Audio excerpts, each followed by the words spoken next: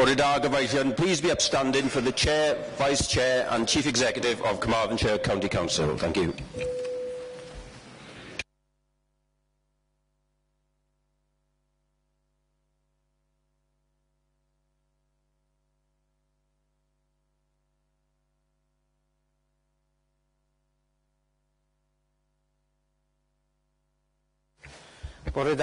Good morning and Happy New Year. And may I ask Councillor Hugh Richards to lead us in prayer. Chair, we pray. Lord, we meet today to conduct our business, lead our hearts and thoughts in fairness.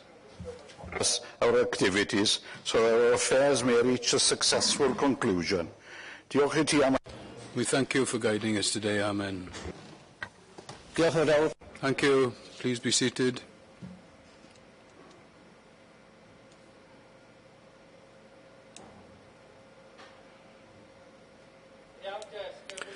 Okay, if I can have your attention. Councillors have been summoned to attend today's meeting of Carmarthenshire County Council on Wednesday, the 8th of January 2014, for the purposes set out in the summons. I need to go through a few housekeeping arrangements before we move on to the agenda. Fire alarm. There is no planned fire evacuation today. However, if the alarm should sound, it will not be a test. Members of the public in the gallery should remain where you are. A fire warden will immediately attend to you and lead you to a place of safety. Members and officers should vacate the chamber in a calm and orderly fashion via the appropriate exit and assemble below the castle walls facing the quay of the River Tawi. And webcasting of meetings. Before proceeding today, I have to remind everyone that the proceedings of today's meeting are being filmed for live or subsequent broadcast via the Council's internet site and in the archive record of the meeting. The images and sound recording may also be used for training purposes within the Council. To explain that generally the public seating areas are not filmed. However, by entering the meeting room and using the public seating areas, members of the public are consenting to being filmed and to those images appearing on the Council's internet site and in the archive record of the meeting, and may also be used for training purposes within the Council. I should also remind all present that the Chair has discretion to terminate or suspend filming if, in his opinion, continuing to do so would prejudice the proceedings or that continued filming might infringe the rights of any individual. Microphone stroke translation units. All members should have already checked whether their headphones are working before the meeting commenced. If you have difficulties during the meeting, then please draw it to the attention of the committee officer in attendance who will assist you. I must remind all members and officers that you should only activate your microphone after I have invited you to speak on an item. This will allow the proceedings to be broadcast seamlessly. Apologies for absence. Thank you, Chair. This morning from Councillors Kerry Thomas, Jim Jones, Alan Davis, Alan Speake, Giles Morgan, Teresa Bowen, Tom Davis, Sharon Davis and Alan Lenny. Declarations of personal interests. We all have a responsibility under the Code of Conduct to verbally declare any personal interest that we may have in relation to any item appearing on the agenda today. Please ensure that you clearly indicate which agenda item you have a personal interest in and the specific nature of the interest to be disclosed. You will also need to repeat your declaration of personal interest at the commencement of the relevant agenda item and indicate whether or not you will be drawing from the meeting during consideration of that item. Similarly, I'm sure I had a phone there. A £10 fine, whoever's phone it is.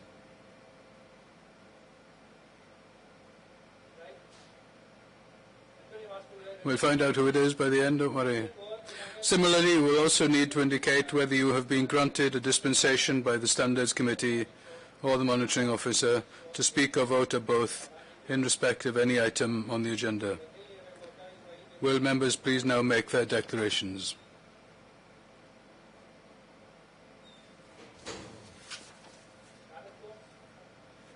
Thank you, Chair. Declare an interest in item 5.3. My wife is head of a school and I've been advised to leave the room when that matter is discussed.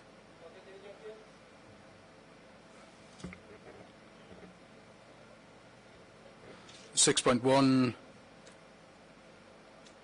and item 6, community asset transfer. I'm a member of Carmarthen Town Council. Councillor Pat Jones.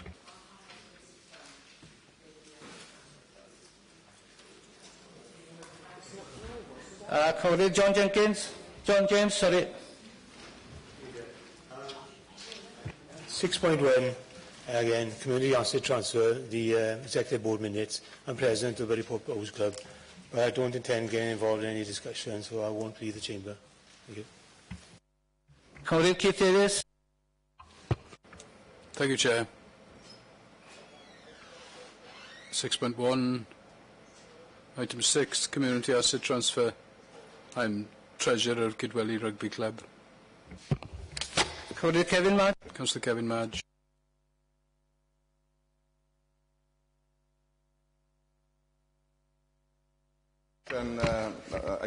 There and community assets 6.1. I'm a member of Carmarthen Town Council.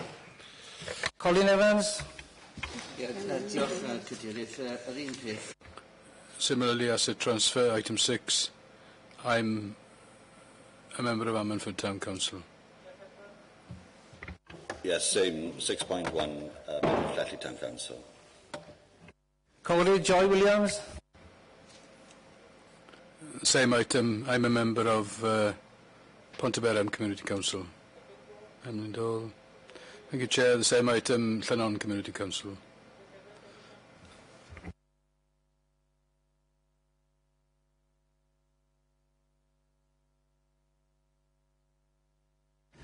Colleague David. Chair, member of 6.1, member of Llandovery Council. Colleague Mary Clever. Same point, member of Trimsaran Community Council.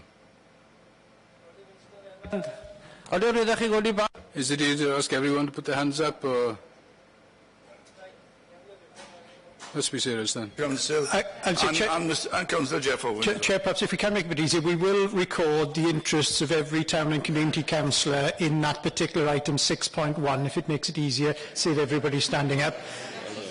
Perhaps I could just ask, if you have a separate interest where you are, I think somebody declared being chair of a sports club, then that probably is a separate one that we may not know about. But if you're just a town or community councillor, we will record the interests of all members who are town and community councillors.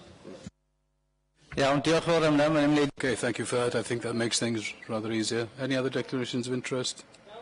Okay, we'll move on.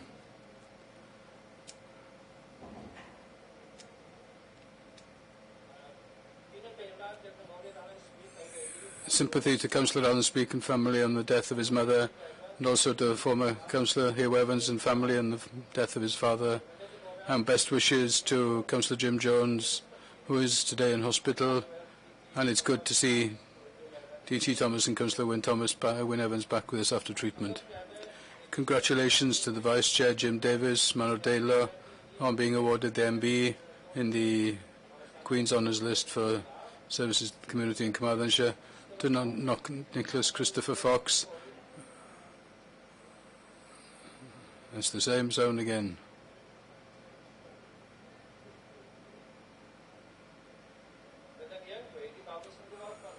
I would say that it should be switched off, sorry, but it means money to the fund, so I won't say any more.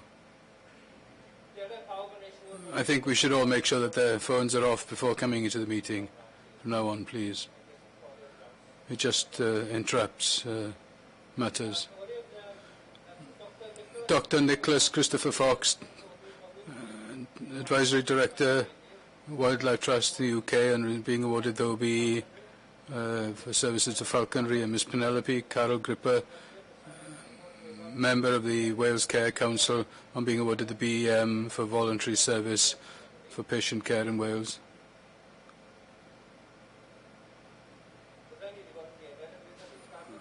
I should ask you to leave the chamber if this is going to carry on, or please to switch the phone off.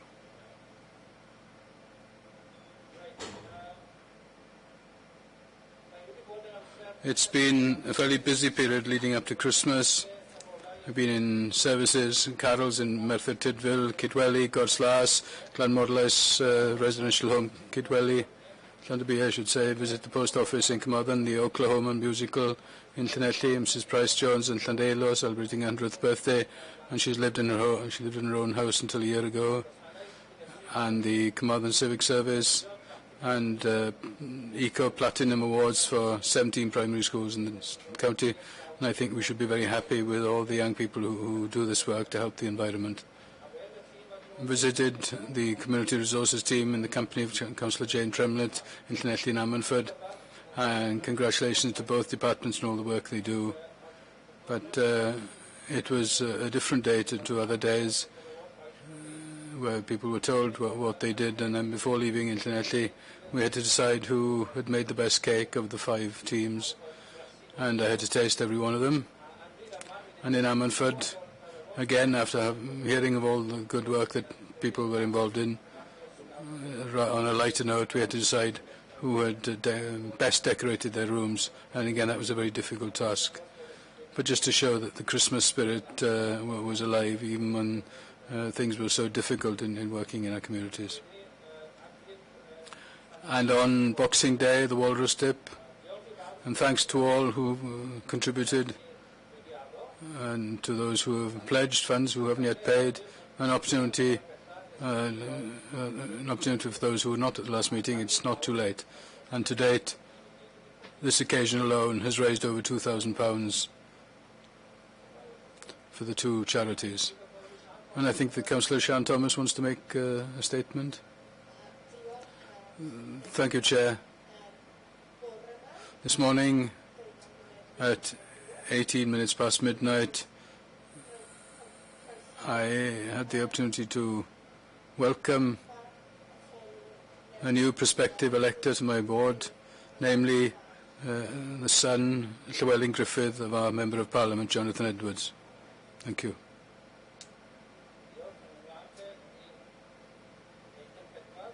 Item 4, to approve and sign as a correct record the minutes of the Council meeting held on the 11th of December 2013. Are there any members who wish to declare an interest? I should remind members that the minutes of the previous meetings before us today are for confirmation that the decisions made are a correct record.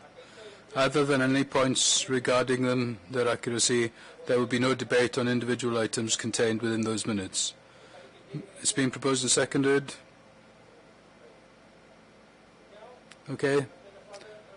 Will you please show in the usual manner if you are happy to accept them? Any dissent? Anyone against? Any abstentions? Thank you. We move on. Item 5. To consider the recommendations of the Executive Board in respect to the following items. 5.1, C, SSIW, Local Authority Social Services Inspection, Evaluation and Review, 2012-13. Who's...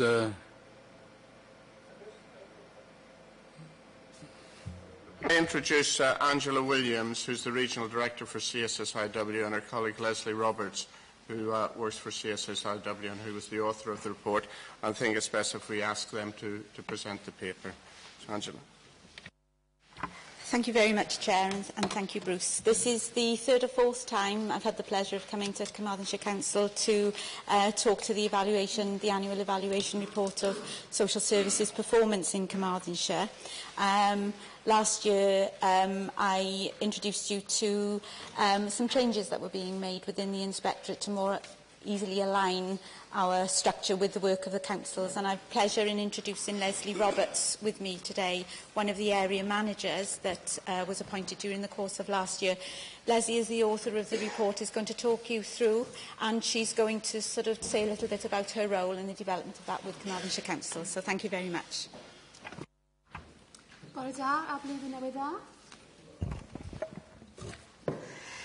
As Angela said, I'm Leslie Roberts. I'm the area manager, and I started my post on the 15th of April of last year. So I'm still relatively new and still finding my feet in the role.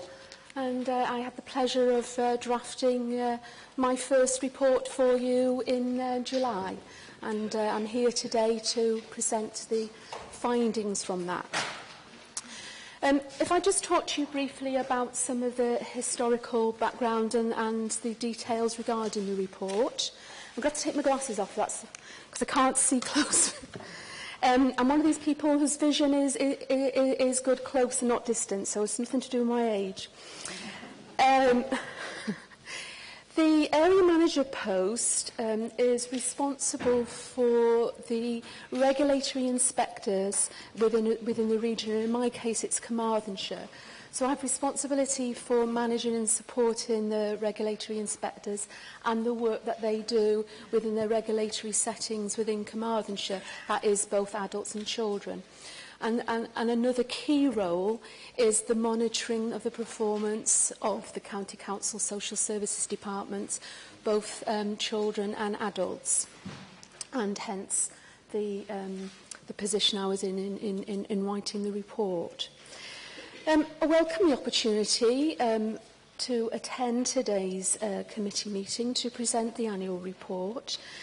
And we recognise as an organisation the value and the importance you as a committee have on the report.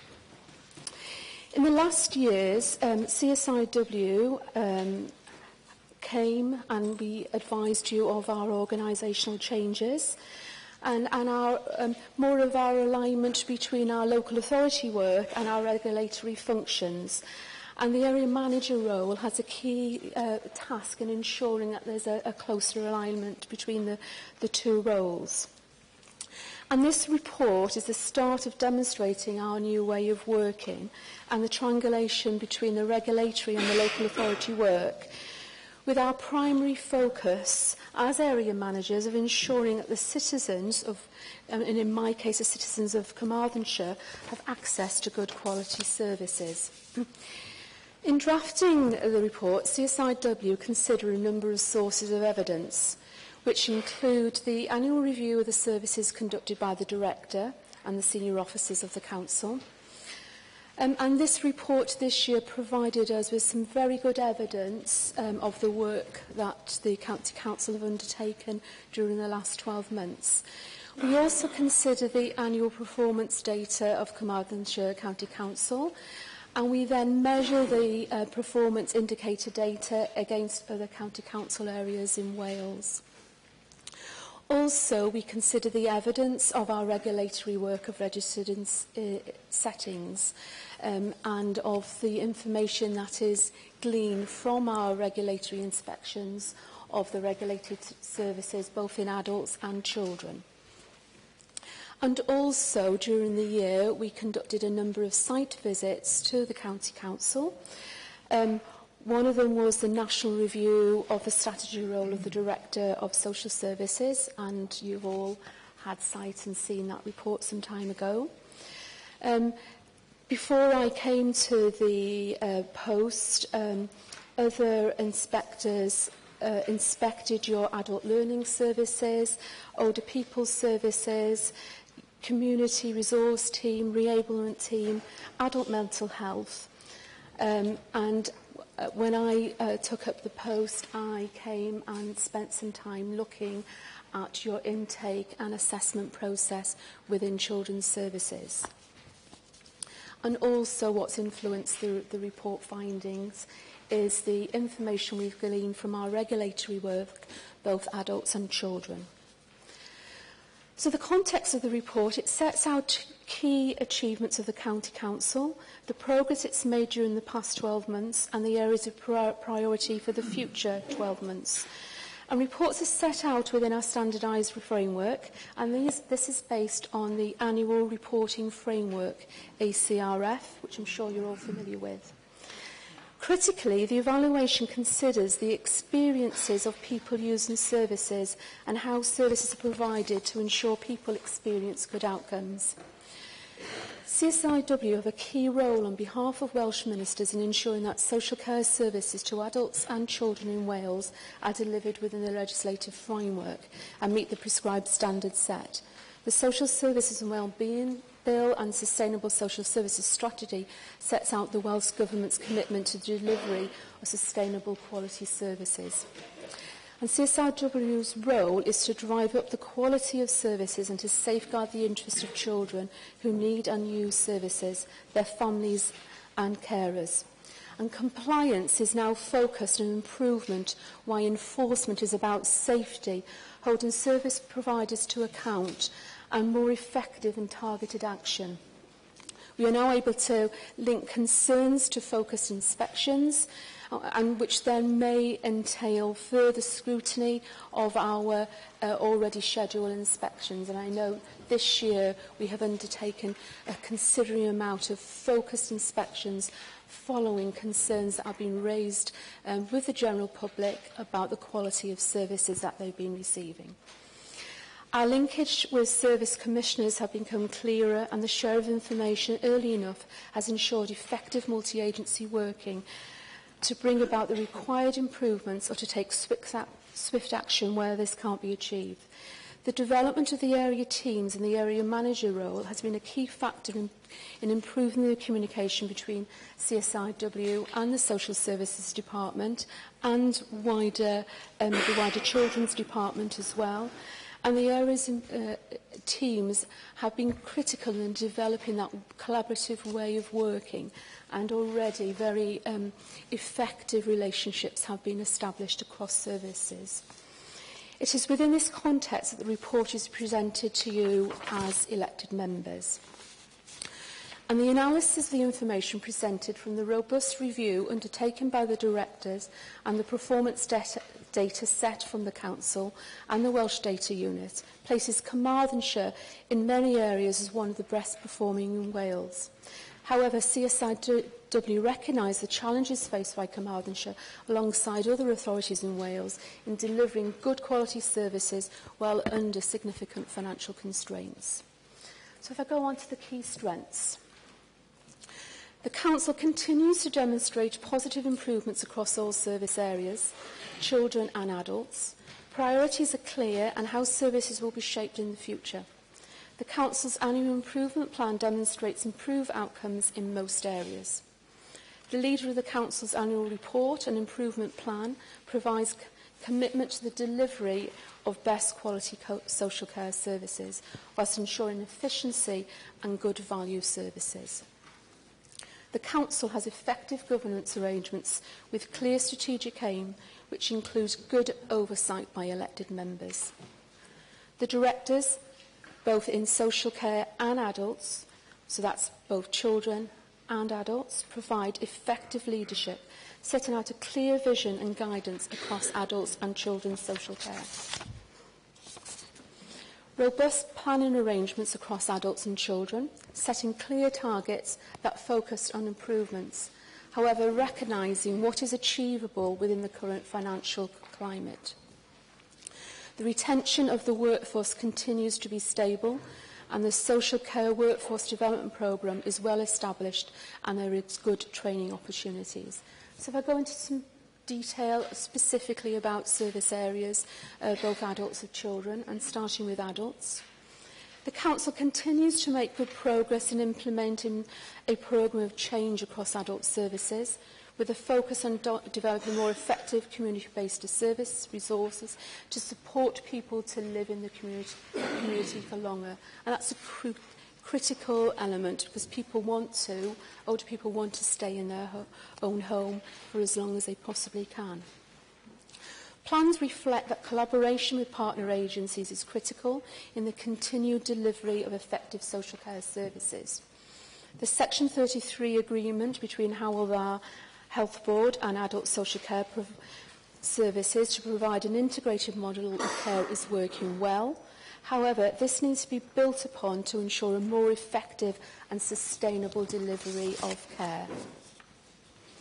There's continued improvements in the reduction of delayed hospital transfers, and the convalescent beds within the community have significantly impacted on people remaining in their home and community for longer. Inspections of the Council's adult residential settings concluded that services are well run and in the main are providing residents with positive outcomes. Careline Plus provides an effective 24 hours, 7 days a week first response for health and social care services. And the Council is working well on the implementation of the Mental Health Measure 2010 with a move to care and treatment planning well advanced. And we will be doing some further work on looking at that during the next coming months. The Council's review of dementia services provided a mandate for the development of specialist services within the Council. And again, this is an area that we will be looking at further. The consultation within Learning Disabilities Services has led to a realignment of day services, moving away from the traditional day care model, and the service offers much improved community opportunities and thus addressing social isolation for the people who are using those services. So moving on to children's services. A key strength, as I mentioned before, is that the County Council is that children's services is cited in the same directorate, providing a legion between the social services and the education department, with a corporate director for children given a clear alignment between the statutory and preventative role, and that's a critical perspective in terms of children and preventative measures. The development of reshaping the professional task, supporting social workers in their practice, aiming to provide a more responsive and effective service to children and their families. And this is linking this to the Monroe report in England. I'm not sure if everybody's aware of this, but this has been critically acclaimed in England to significantly have an impact on the way services to children are delivered. Children's services demonstrate that the preventative strategies are working, with a reduction in looked after children and children on the Child Protection Register, and with senior managers monitoring and evaluating the ongoing effectiveness of the threshold criteria. However, this is an area that does need constant monitoring, and as elected members, this is an area that you have responsibility for, to ensure really that procedures to children are applied safely and that children are not placed at any risk of harm. The Family Support Action Plan provides a clear preventative strategy. It emphasises on prevention and early intervention for families, targeting vulnerable groups and addressing child poverty. Services in children's services are being developed and remodelled to maximise efficiency and to increase opportunities for working with an integrated approach. And then the team around the family model is working well, thus enhancing your preventative services, and the remodelling of the welfare education service will also support your preventative strategy. And the Council continues to meet the requirements of Stable Life, Brighter Future well, with a high number of looked after children remaining in the county, with a strong corporate parent commitment from the Council. I have to say, whilst this is a very positive outcome for children, what we have to be mindful is ensuring that the children remaining within the county is within their best interests. And obviously that is something that the Council, I know I've had conversations with the relevant officers to ensure that outcomes for children remain significantly good, irrespective of where they are placed. Key development challenges areas for you as the County Council during the next 12 months that were identified in the report. A real challenge for you, alongside other councils, will be how services continue to be provided effectively alongside the increasing population and the demands placed on social care services, together with ensuring that you can maintain the workforce capacity with enough experienced social workers and managers to deal with the complexities and high volume of work. This is an area of work where I've been in the field for many years, and the complexity of the work increases year on year. The development of region adult and children's safeguarding boards presents a challenge to ensure that local safeguarding issues and priorities are addressed through regional groups.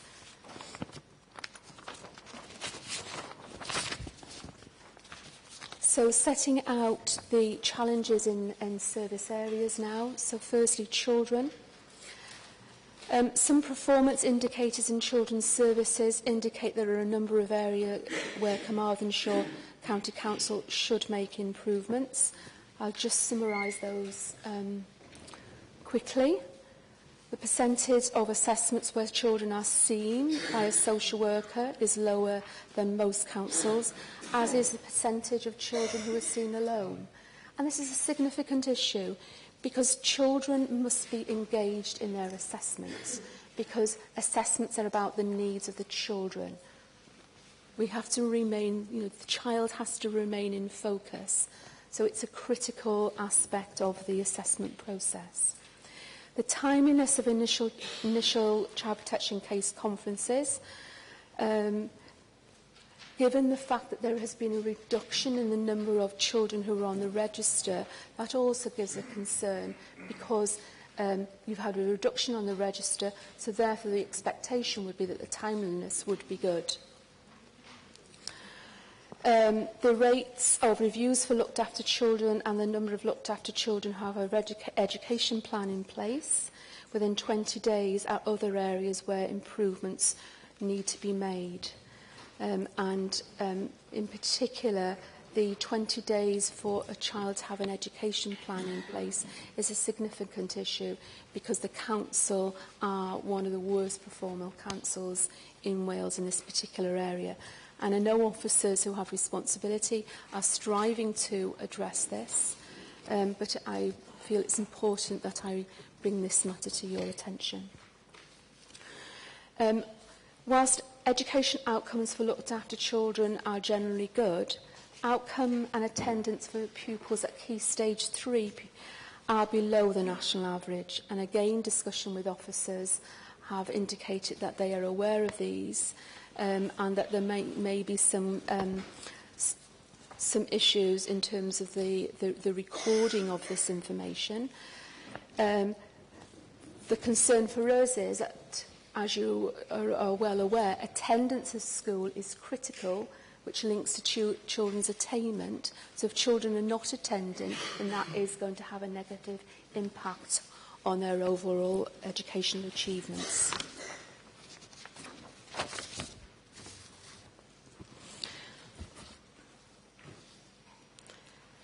The further engagement, participation and involvement in children and family in shaping services also is critical. You've made some work in terms of the progress of engaging with families where there is a child with a disability, but I think this is an area that further progress needs to be made, because it's critical that families and children are engaged in the development and shaping of their services. The establishment of the Adult and Children's Transitional Team is reported to be working well. However, there is a need to ensure there's a closer alignment between funding bodies to ensure a more integrated transition of service. In adult services, to continue the work on the development of an integrated service for adults with learning disabilities, the development of a more effective assessment tool in adult services, the development of performance indicators in adult service to demonstrate improved outcomes for service, given that you're reshaping services and the current way that services are being reshaped don't align themselves with the performance indicators as they currently stand. Further development of dementia care services. Reduce the delay in safeguarding investigations in adult services, and review and evaluate services for people who have physical and sensory difficulties. And we, as identified in the report, will be following up on certain areas, and we have already started to do the work in some areas of this. A number of specific areas have been identified, and these are the implementation of the Adult and Children's Regional Safeguarding Board. We're monitoring the progress on that through our quarterly meetings with the directors and heads of service.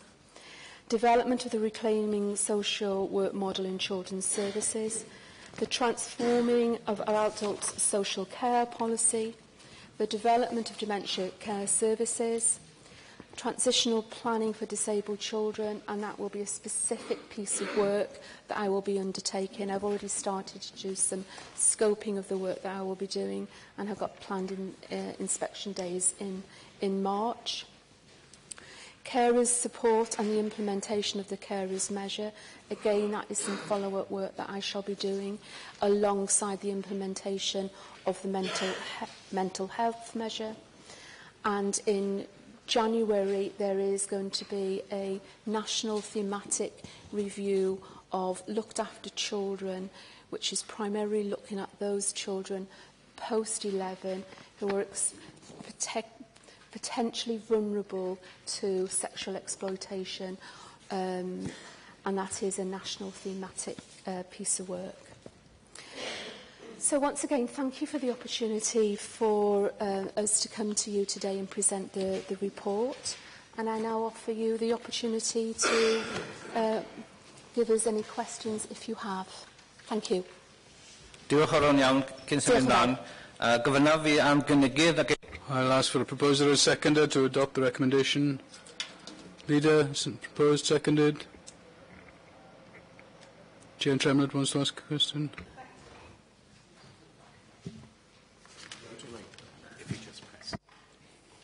Thank you, Chair.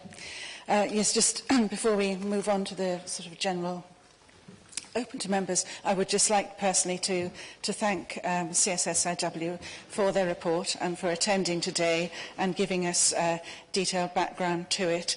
In essence, it is a positive report, but we always welcome comments for future improvement from critical friends, so thank you very much for that.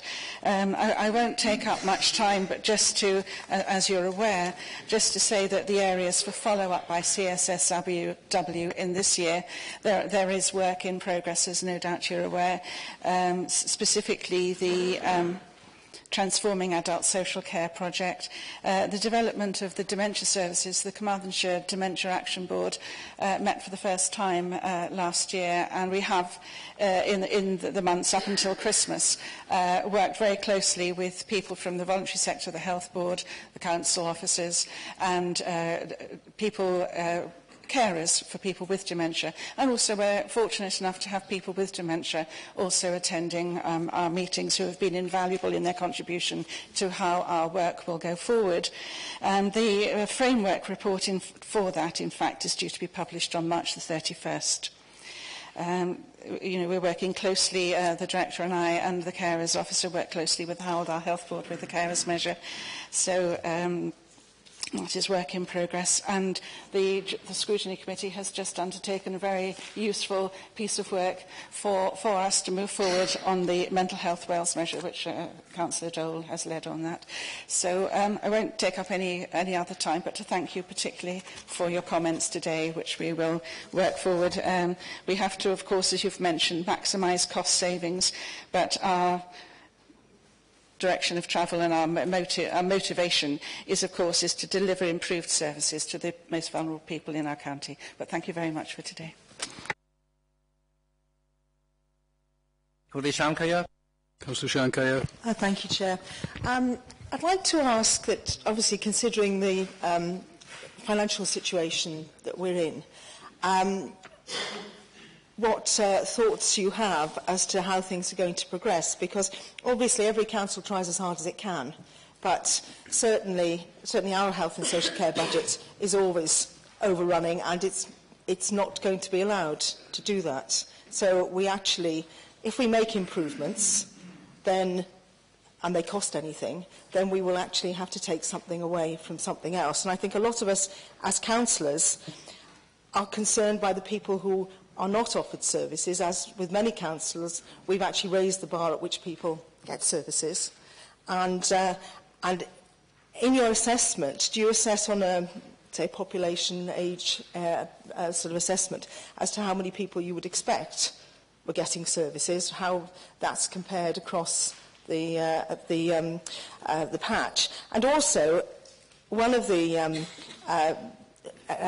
economies that we're likely to make is actually to more and more be reliant on the private sector. And I think that we are quite concerned about that. Obviously, we're more hands-on for the qualifications and the assessment of our own staff. But really, I think it's very difficult to make improvements that are real improvements.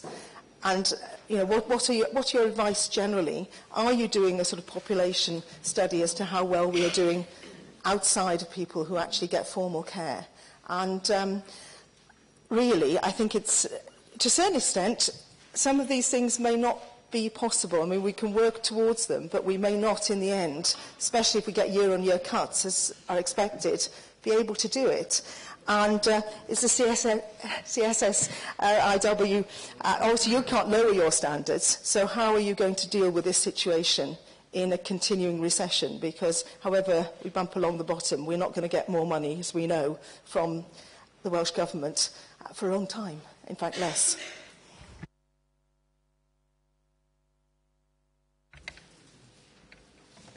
Yeah. In respect of the analysis, social service CSIW consider the proportion of funding that is aligned to the county council. So that is a consideration that we make in our analysis, and you will be aware that the Welsh Audit Office also consider that, and in their production of their reports, that is something that they comment on about how the county council provides best value for services. So whilst we consider it, our report is about the quality of services and the impact those quality of services are having to the people and the residents who access those services. Does that answer your question? Diolch yn fawr iawn. Cynghorydd Keith Davies. Councillor Keith Davies. Diolch, Cadeirydd. Rwy am croesawu'r adroddiad. Thank you, Chair. I'd like to welcome the report. I think it's a very balanced report. It points out what we have done well. This is on behalf of Children's Services now. It points out where things we are doing well, but also highlights where we need to improve. And I'm sure the officers are working on those. Regarding inspections, we have an inspection later on this month in corporate parenting. And the chairman of the Education and Children's Scrutiny and myself have been interviewed at the end of this month. So, diolch. Diolch yn iawn. Councillor Edwin Williams. Thank you, Chair. I also welcome the report, and I'd like to thank the authors for it, but I'd also like to thank the staff at all levels of responsibility for their dedication and hard work. They are responsible for the fact that the report is as it is, and I'd like to thank them all. David Jenkins. Councillor David Jenkins. And thank you for the report. Just a brief comment, really. The expression lower than most councils. Is used about 4 times throughout the report.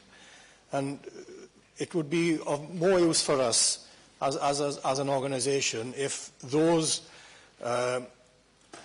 I assume for a minute that this is a template that will be issued to all authorities throughout Wales. Is that if you could identify the beacons of best practice within each of these categories, so that we in turn then can, if we so decide, benchmark from those to see if we can improve our performance by benchmarking to other authorities who are better at things we are doing within this report. Thank you.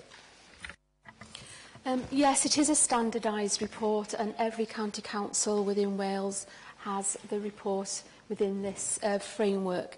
I take your points of what you've raised, they're very valid points, and it would be useful to have some comparative data, and I will take that back when we're starting to develop next year's reports, or this year now. Thank you.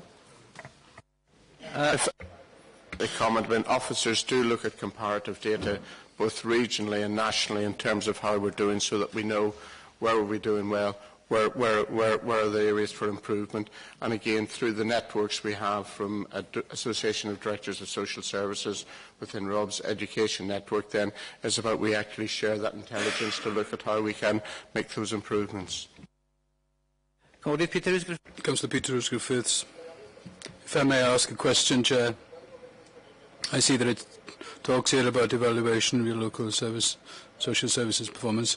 Could you tell me what now is the percentage of the services run by the council in-house or externally? What now is the split, so that we can assess who exactly we're looking at?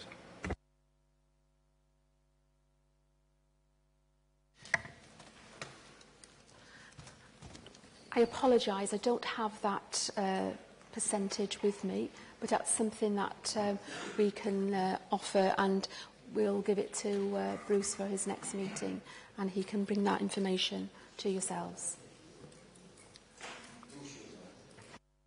It varies, and I think what members are well aware of, particularly those who are members of the Health and Social Care Scrutiny, as part of our regular performance monitoring reporting, we provide the information, for example, around domiciliary care, where it's around about a 75% independent sector, 25% in-house.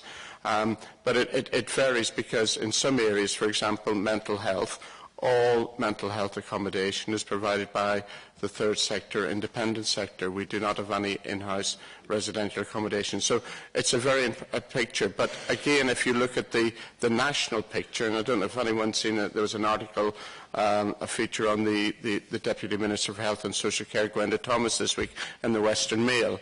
And one of the questions put to her was, did she see Welsh Government looking to increase beyond the 80% the amount of care provided by the independent and third sector?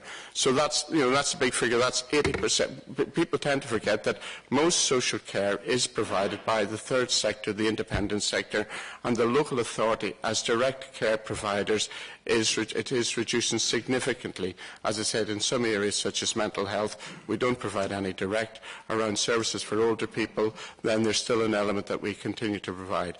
But I think what members have to accept is that we do operate in a mixed market, and this is where the role of the CSSIW is absolutely critical, because I know Councillor Kayak asked the question around the private sector. Probably what I was hoping from my colleagues from CSSIW is that it's a uniform approach that they take when it comes to inspecting and regulating the care sector. So the expectations in terms of the local authority are the same as the expectations of the independent sector, so that the people, the citizens of Carmarthenshire, can have the confidence that that care provided, irrespective of who it is provided for, comes up to the same standard.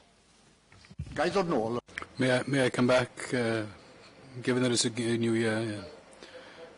Now, that gives us a new insight into this report, because so are we being commended as a county council that we are ensuring that the private companies are doing their work well, or are we ourselves being commended for our own performance? I think we need to understand that it doesn't necessarily follow that it is us who is providing such a good service, and I'm obviously glad that it is a good service. But what we are in fact doing is ensuring that the private sector is running the service well. So am I correct in making that analysis? And so I'm happy to accept the report, but I think just need to be clear in our own minds that when we receive this report, that the work of the County Council is commendable, but at the end of the day, it's the private sector that runs it. If colleagues from CSSIW want to challenge what I'm saying, the way I read this report is that we as a local authority have a major responsibility for commissioning and contracting care, irrespective of who it's from. In a sense, as an organisation, we are both commissioner and provider because we provide some services in-house. But we also have a major responsibility for commissioning services from the independent sector directly. So in a sense, we have to make sure that those services are provided in a proper fashion. But there are also many people who are receiving services that are not funded by the local authority, in other words, self-funders. We've also got a large number of people who receive services in Carmarthenshire who are from other out of county. One of the examples we give is that people with a learning disability, I think there's something like about 160 people with a learning disability funded and supported by Carmarthenshire County Council in Carmarthenshire, but there's about 260 people from other local authority areas living and supported in Carmarthenshire in the private sector. We still have a responsibility to make sure that those services are of the right standard and the right quality. So it gets back to, I think, what colleagues from CSSI said. It's about that collaborative approach in terms of they have a role to play as regulators and inspectors.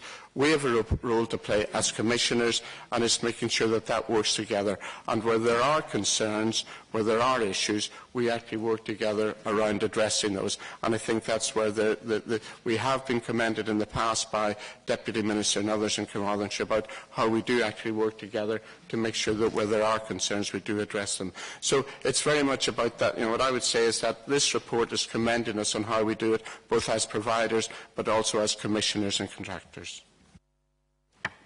Chief Executive. For what Bruce is saying, he has got the right context of the report, most certainly. The annual evaluation process, as Leslie's been explaining, brings together a whole raft of information that we will have on any council's performance in any given area.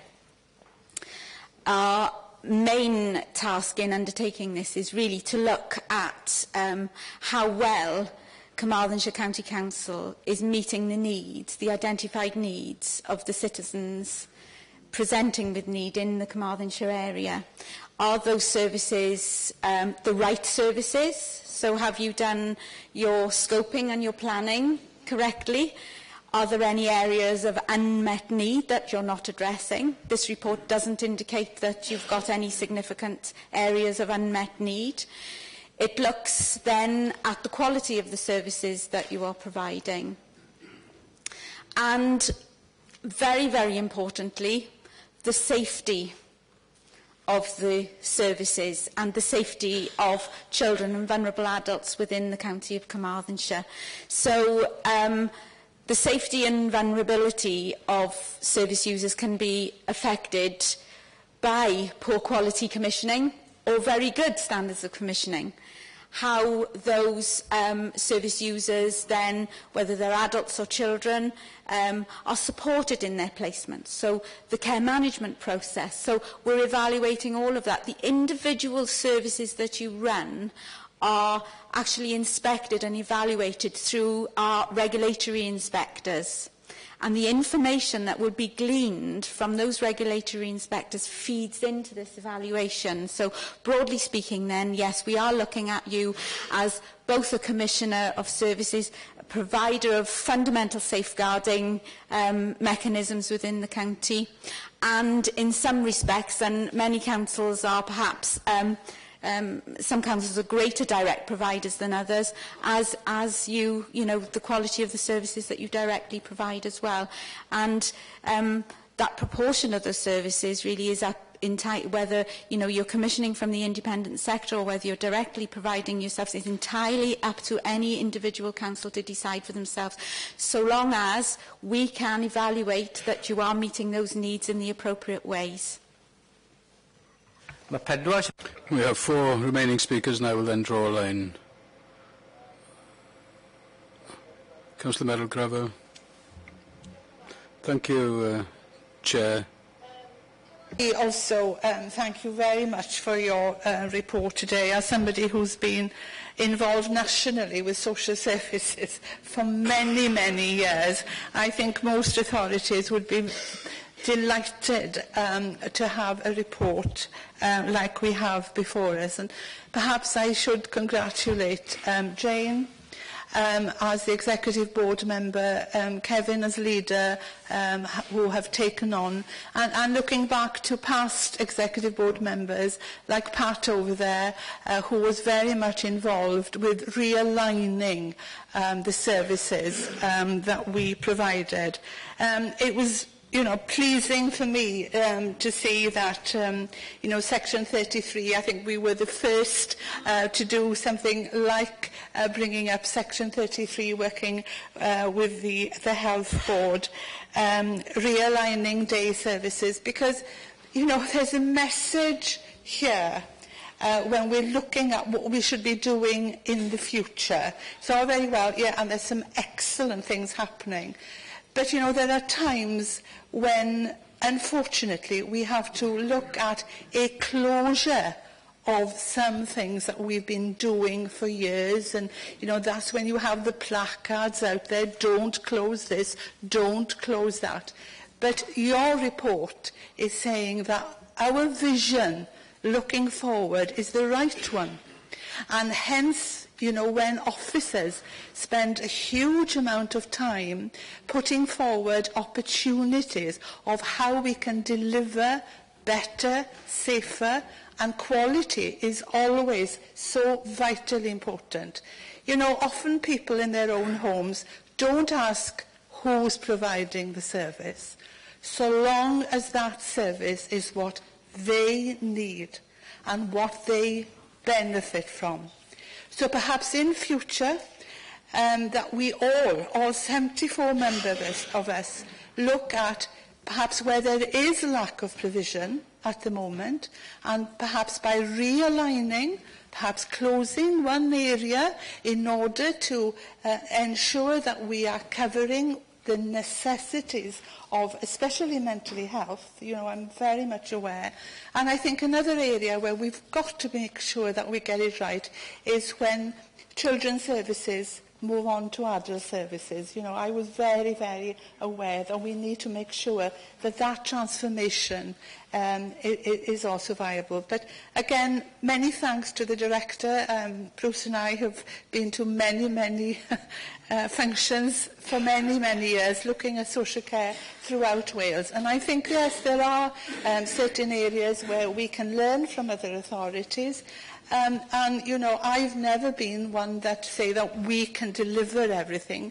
Perhaps we should need to work closer with neighbouring authorities and perhaps delivering better, good quality care within the budget constraint that is there before us. But diolch yn fawr iawn i chi. Councillor Jan Williams. Thank you, Mr. Chairman. I too would like to thank the CSW for the report. The report is a very balanced report, and the report is a very interesting report because it sheds light, I think, on the way forward. Collaboration is vital, but we need to be benchmarked because we need to be giving those vulnerable people in our community the best quality of care that we can. We can't deliver it all. We have to look at other sections, the private section, and more importantly, many of us are involved with a third section. Perhaps I should have declared an interest, age concern, and SAICA Llanelli, where I can see at first hand that through good commissioning and good monitoring, the care that's being given by the third sector is excellent. We have to be inventive now because the money isn't there. So we have to look at new ways of giving the best possible care we can to people. It is essential, but it's more essential that people like yourselves come and monitor us to see that we are doing a good job. We haven't got all the answers, but we are striving to make sure that what answers we have are delivered in the best possible way, in a sensitive way, and in a way that suits the people of Carmarthenshire. Thank you. Councillor Jeff Owens. Thank you, Chair. Yes, the report, as I say, thank you very much for that. What I would like to ask is, who is going to be making up the Adults and Children's Regional Safeguarding Boards? Is it going to be highly popular by the end user, where you will have feedback from the ground, or is it just going to be monitoring performance indicators by management, which seems to be the speech that is getting from a lot of the speakers at the moment? That doesn't give a true picture of what's actually happening on the ground. So, what I'm asking is, who's going to be the makeup of the regional safeguarding boards? Can I ask you to answer that question, please? Right. I'm going to, in a sense, the safeguarding boards are multi-agency, so it's a police, probation, health, crime prosecution service, local authorities. So it is very much, I suppose, Councillor Owen's point is very much seen as a management vehicle forum. But critically, what it has to be doing is actually getting the views from the ground. So, for example, locally we have children's safeguarding boards where we're actually engaging with young people to get them to take on and linking into youth councils and the like. So it is very much a management forum. But what I have to say is this is something that Welsh Government have indicated to us. They said we are required to establish these regional boards. We're still waiting for the detailed guidance. So, for example, there's a great debate about the role of members in safeguarding and safeguarding boards, and that debate is still ongoing. But we are waiting for the formal guidance on what the membership makeup of those boards will be, because at the end of the day, they do have to be effective. One of the issues is that some of these safeguarding boards can have anything up to 30 members, and that, in a sense, doesn't make for good business, whereas what we're saying, it needs to be a tight, effective body that has the key agencies represented around the table, but what they do is that they're actually engaging with frontline and understanding what the issues are. And again, as colleagues from CSSIW said, with the regional boards, we mustn't lose that local focus. Councillor Derek Candy. Diolch, Cadeirydd. I'd actually like to thank the CSSIW for an excellent report. I agree. I mean, there is a huge amount of change going on at the moment, and things are changing. We know that, and we will have to accept that things will have to be delivered differently. But obviously, with the thrust now of actually sending a lot of people, or keeping a lot of people in their homes and caring for them in their homes, I'd just like to ask the question: are the CSSIW actually looking at this area, right, of actually that service delivery and the quality of that service delivery in the homes for those people? Thank you. Yes, that's an area that we look at through our regulatory responsibilities.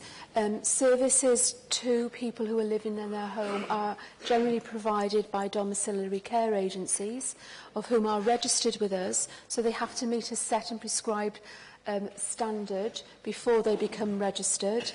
And then, as part of our regulatory work, they are then inspected by us on an annual basis. So yes, that is an area of support that is provided to people that is regulated. Last speaker, Councillor Madge. Thank you, Chair. First of all, I'd like to thank for your report, and as the former leader, Mary Gravel, said, it's been a journey for this council in a sense. The joint review of 2005, and I think it's worth members who were members then to read that report, and I'm sure it's still available, how we have reshaped services since then. And a lot of criticism of us when we did start changing the services at that period. And I can remember the placards going down the road, Kevin out and all that. Since then, a lot was in this report now has justified those changes. Because if we hadn't made those changes then, and the journey through fellow councillors who have been running the portfolio, and I pay tribute to Jane and Pat and all the hard work that you've put in over these years since then, because those decisions have been very, very difficult. And we can easily say, oh, we're not going to touch these services, we stay as we are and be ostrich and put our head in the sand. But at the end of the day, they needed to be changed because the services weren't efficient. I can remember the times when I was having the phone calls. My mother is 95 and haven't got any home care, and that was happening all the time. And when you had that pressure of people needing services and we couldn't deliver it, then those were well written.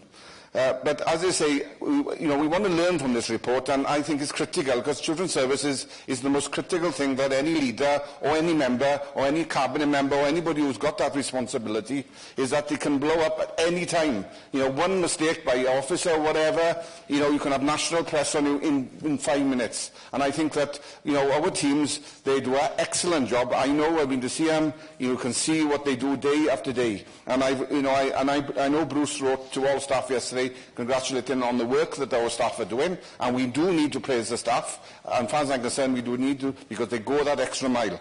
But I also accept that there is things in here that we need to improve on, and as a council we have a strong scrutiny committee, and I would hope that the scrutiny committee now looks at those areas where we need to improve, and I know the cabinet members, Keith and Jane, will also take that up, because the joint review was a 5-year kind of thing. We wait for the joint review and then everybody else then put the report on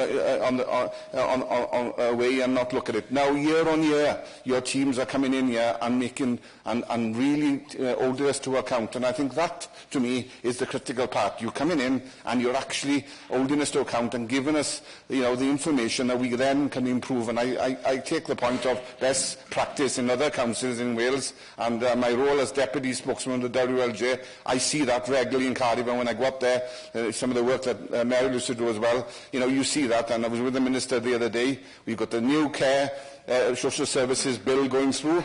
There's 600 amendments to that. That will go through now in the next year. And again, there's major changes coming there, which will affect all the work that we're doing. So we will wait and see how that develops. And the Minister did say about the capping, the £50 cap. They will be increasing that now in the next few months, hopefully, because that's been stagnant for over 3 years. And again, we need money, extra money coming in to keep the services going. And I agree with Sian, the challenge over the next few years is financial challenges. How do we keep services going with less money? This is going to be not only for this council, but for all the councils in Wales. We are all going to face all these cuts and still facing the older population, looking after children, and all that still needs to be done. So it's going to be a huge challenge, not only, as I say, for this council, but every other council in Wales. So I'd like to thank you for your report. I look forward to further reports. It is about always to account, and actually then, as a council, making sure that we get things right, improve things, and making sure that the people that we represent have got the best services out there. So, diolch yn fawr I chi gyd. Thank you, Bruce, as well.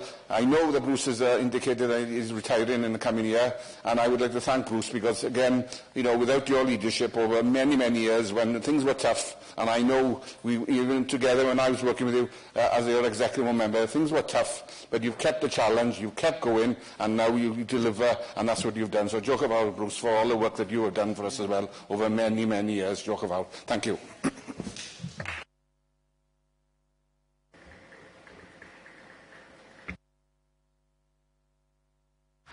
Right. I'll ask members to show by showing hands if they're in favour of accepting the report. Anyone against? Any abstentions? Unanimous. Perhaps I can take this opportunity to thank the Director, Bruce McLennan, given that this will be his last report, given that it's likely that he will be leaving us quite soon. I'm sure there'll be an opportunity to thank you for your work over the years, but I'm given to understand that after the summer you may not be with us, so thank you. If we move on to 5.2, the Communicable Disease Outbreak Plan for Wales. Are there any members who wish to declare an interest? Proposed, Councillor Madge. Seconder, anyone? Anyone wish to speak? Councillor Kayach. Thank you, Chair. Looking at this plan, I think it's a sensible plan. We've had some experience of a little food poisoning in the past, and more recently the measles outbreak. And I'm just wondering, actually, that before we get the epidemic, what is our policy on flu vaccinations for our staff and also for our care providers in providing vaccination to people who are providing care in people's homes? So I think it would be very useful, and I don't know what our occupational health policy is, if all our staff who have face-to-face contact with people were given a flu vaccination. It's the most likely pandemic we're about to get. And the last thing we want is our staff, whether it's a social worker or a care worker, going around and spreading anything that could be quite dangerous. So if we can just ask what our position is, because it's a very cheap way, even if Hywel didn't agree to give our staff that needed it flu vaccination, it's a very cheap way to stop nasty bugs spreading. And so I just wanted to know what the flu vaccination policy on our staff is, because obviously health staff are all offered the flu vaccination. They're in contact with people, and I'd like to know what local authority staff get.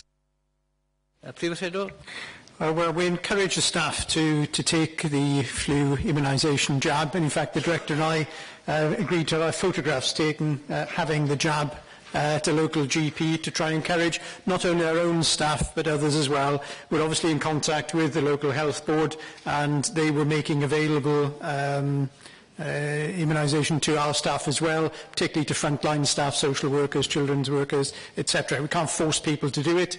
We did last year run a programme internally, but not many staff took it up.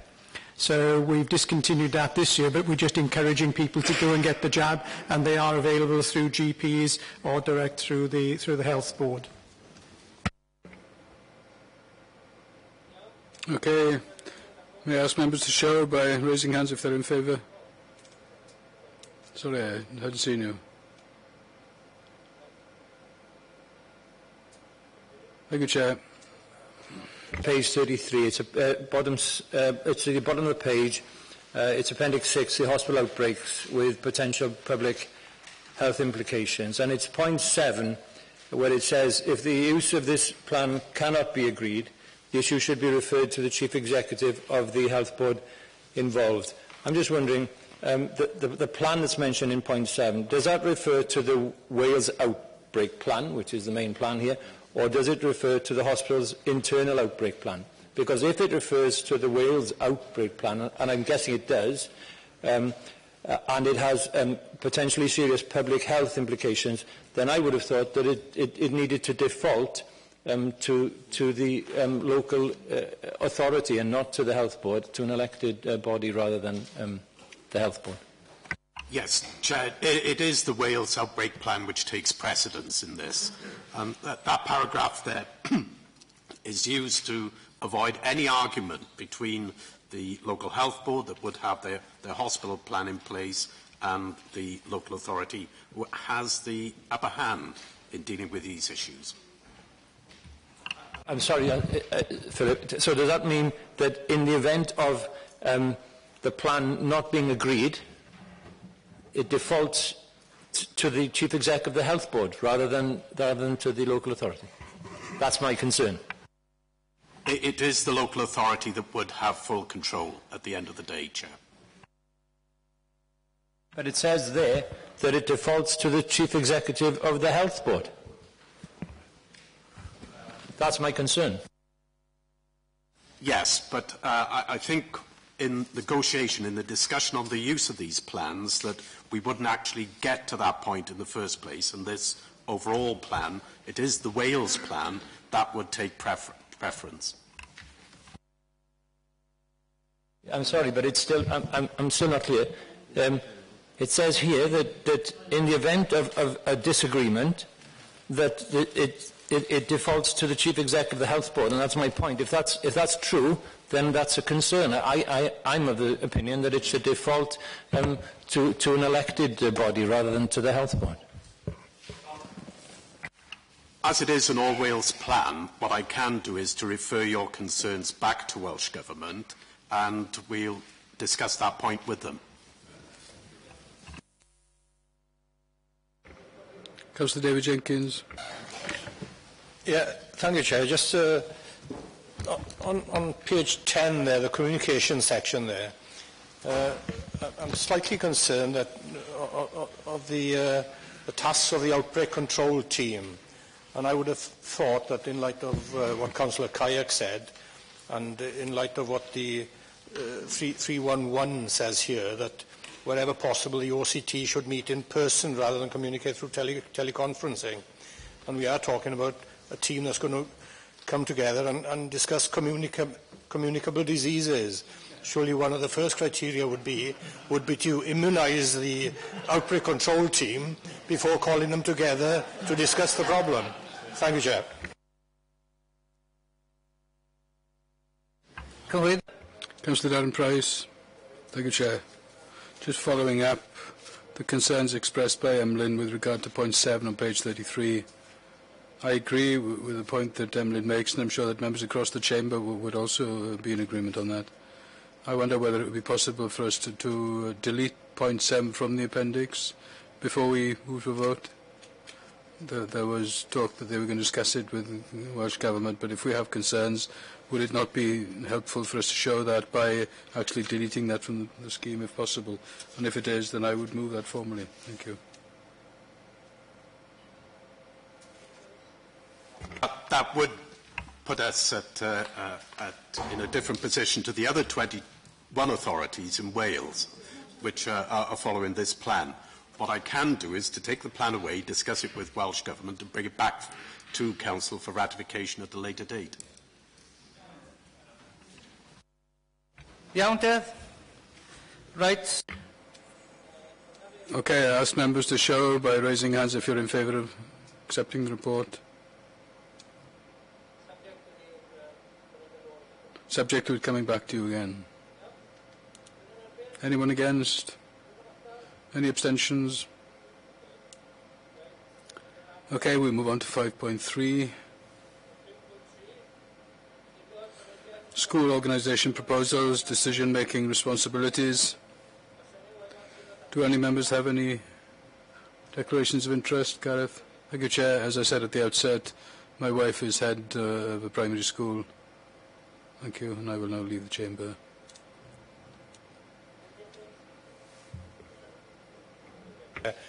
But like the business about community council membership, most of us are LEA governors of various educational establishments, so I think can we have a blanket expression of interest there? Iawn, Linda? Yeah, Cadeirydd, if members are school governors by appointment of this authority, then they are safe under the Code of Conduct to participate. Iawn, May I propose? Proposer? Anyone else?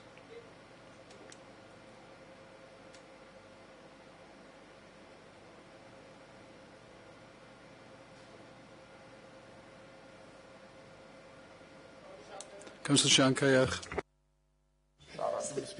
So, yeah, I want to speak, yeah, sorry. No.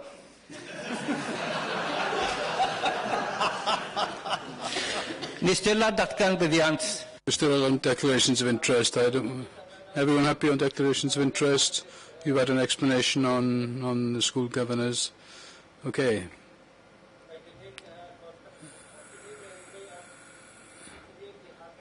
May I have a proposer and seconder to adopt the recommendations? Councillor Kevin Madge, proposed. Anyone seconding motion? I assume that a nod is a seconder. Anyone wish to speak? Councillor Keith Davis.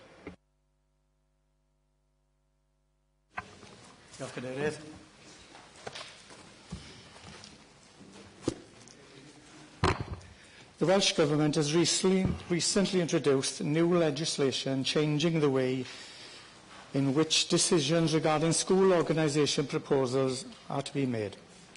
This is a very welcome development for which this Council has been pressing for a very long time. For the future, the majority of school organisation decisions will be made locally, rather than having to send this to the Welsh Minister in Cardiff for determination. From now on, nearly all school organisation decisions, with a limited exception set out in paragraph 4 of the report, will be made according to the arrangements decided by the County Council. The manner in which the new legislation has been made requires the County Council to determine how it wishes the decisions to be made locally. As members will see, the report recommends that responsibility for making school organisation decisions be allocated to the Executive Board. The report notes that the Executive Board has extensive experience in these matters and is well placed to take on this responsibility.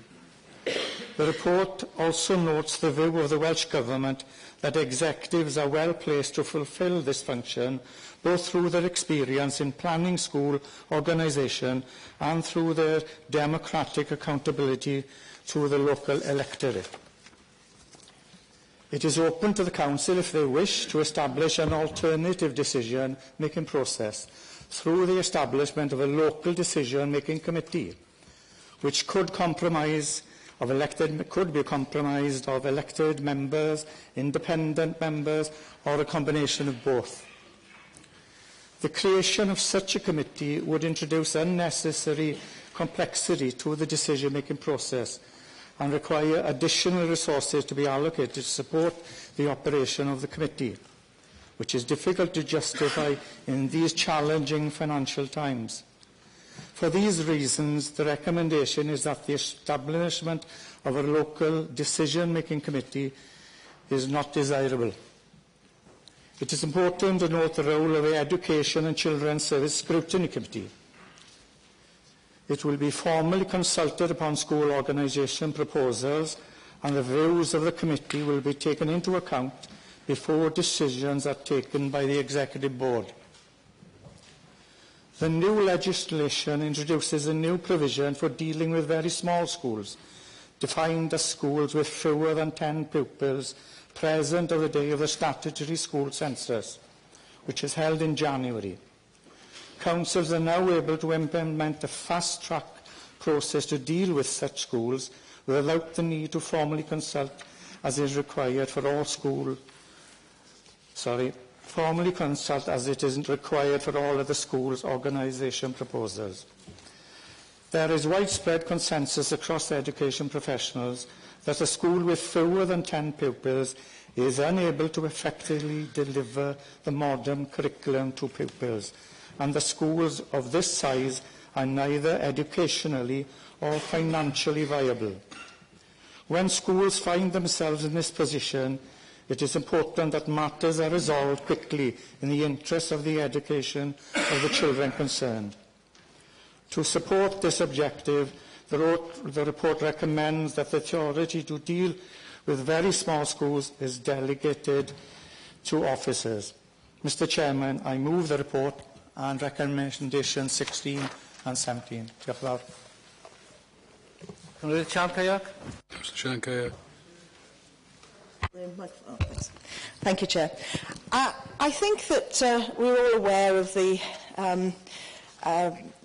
problems with organising and reorganising our education, and that, of course, people do get quite upset, and often quite rightly so, when reorganisation affects them quite personally and gives them, as we often do, by centralising schools, gives them more problems and challenges in getting their children to school, and the disruption of having a closed school and children going somewhere else. But I don't think that the fact that we have problems with this, and as Councillor Gravel just said, the people with placards, is something that we should not try and avoid and just say, well, it's a small group of councillors, the executive board, and they're fine because they'll be re-elected at some time in the next 5 years. But none of those councillors may have anything to do with the areas concerned. And I think it is much better to have some sort of local committee. Of course, we'd have to pay travelling expenses for the people who went there, but I don't think we would be actually needing to recruit more officers or do anything to go to 2 or 3 committee meetings or even a public meeting where people could have their concerns. I think that a lot of the things that we've done have been led more by the Modernising Education Programme and the grants and the shiny new schools than sometimes sensible things. And it's not... it's very nice to have these things. But firstly, I don't think there will be the money to do an awful lot of these things in the future. And we certainly have got schools which are going to be fine for another few years. And I think that we're not prioritising our schools in the way that we should. So I think the fact that this gives less democracy by far, less consultation of the public by far, including the people most involved. And also, I think that even small schools should not be delegated to officers. We should actually have a local consultation, because this simply would be more democratic. And I don't see why we should lose democracy simply because people object. I mean, it is really, I think, quite a worrying situation when we say, well, let's do this because it'll be quicker and cleaner and nobody will be able to get personal about it. That's wrong. And I can see, that this is sort of an efficiency and making things happen faster, but I don't think it's good for our relationship with our voters. I don't think anybody outside this chamber is actually in favour of just doing these things quickly and quietly so that nobody can object. I mean, this is really almost like dictatorship. An absolute dictatorship for small schools, and I think we should reconsider. And I propose that we actually set up, in every case, even a school of 10 pupils or less, we set up a local consultationary committee and then and do it that way. Because otherwise, we're looking like a very undemocratic organisation, and I think that would be true. Councillor Glynnog Davies. Thank you, Chair. The recommendation, where it notes that it will be the Executive Board that will be responsible for decision-making.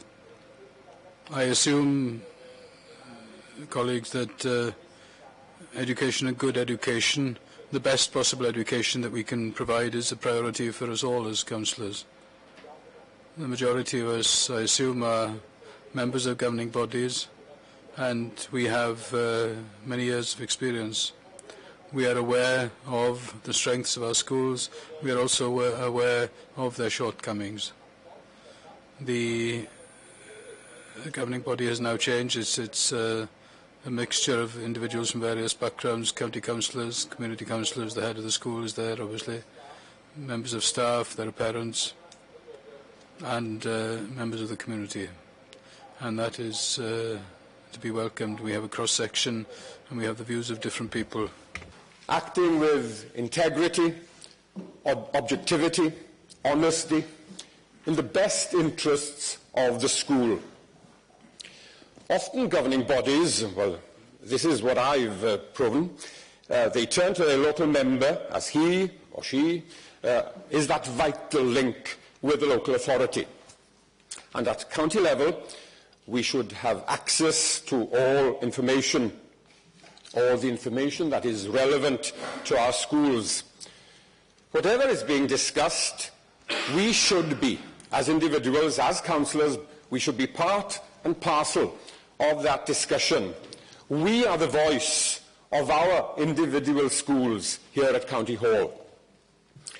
I appreciate that sometimes difficult decisions have to be made.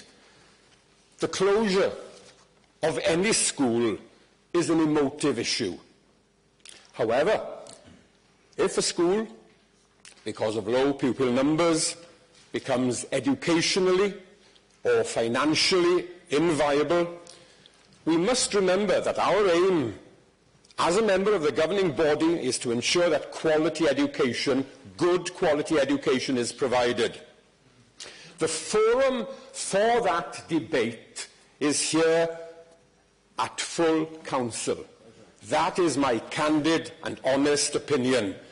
Fel aelod o'r wrthblaid. As a member of the opposition, I could quite easily say, hand over the responsibility to the executive board. If you closed the school, then it wouldn't have been me. It would have been, someone else would have made that decision.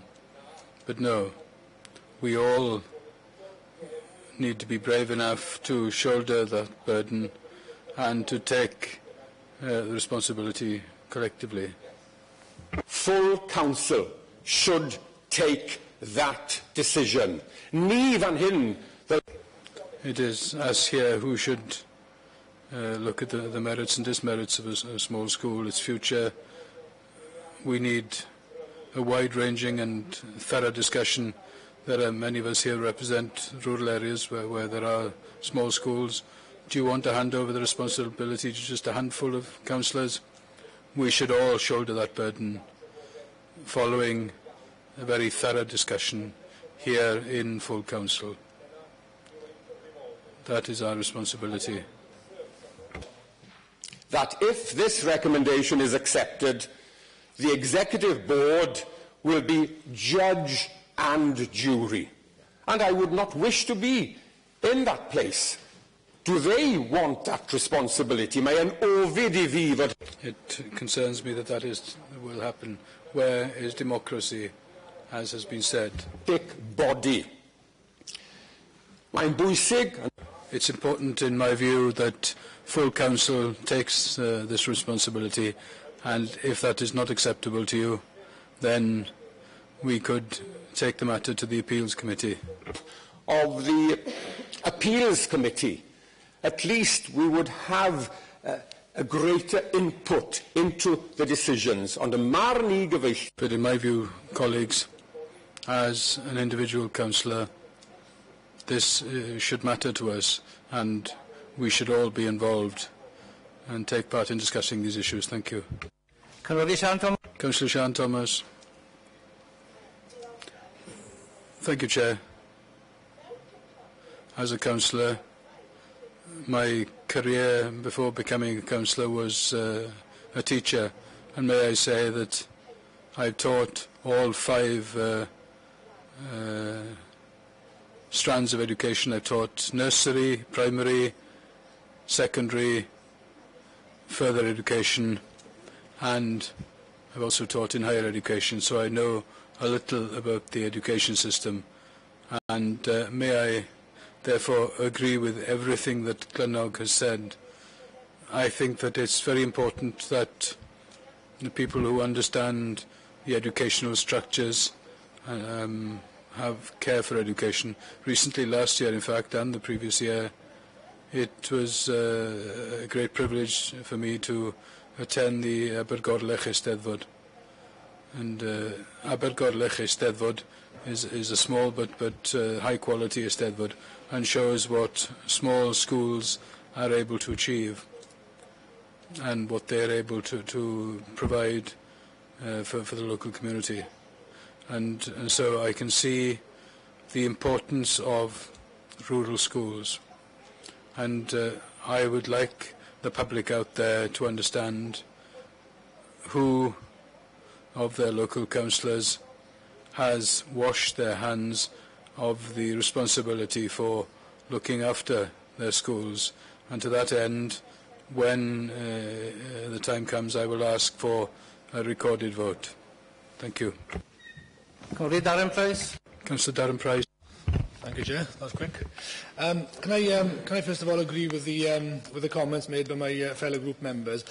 When I first read this report last week, disappointed is one word. Surprised I wasn't, because unfortunately the general thrust within this report sort of ties in with the direction of travel that I've seen since being elected to this council back in 2012.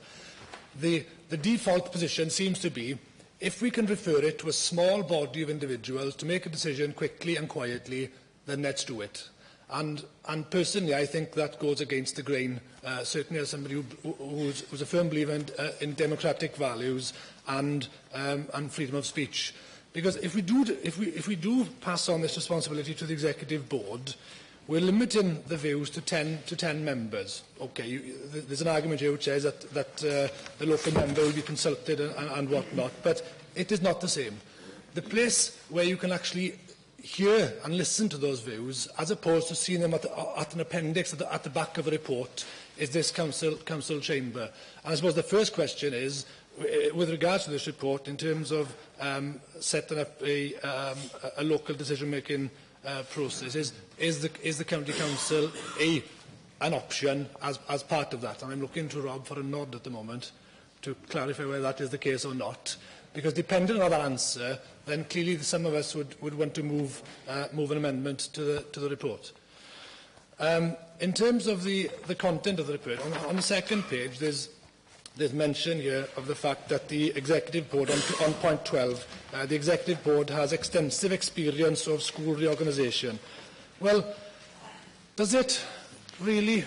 I mean, yeah, but the point is this, Kevin. I wasn't getting into a personal slanging match. The point I'm making is this: there's a stark difference between experience, yeah, and in-depth knowledge. Yes, you might have taken decisions in terms of closing a few schools, but I would argue that the Education Scrutiny Committee, members who are dealing with this sort of on a month-by-month basis, have greater experience and knowledge of the system than some of the Executive Board members.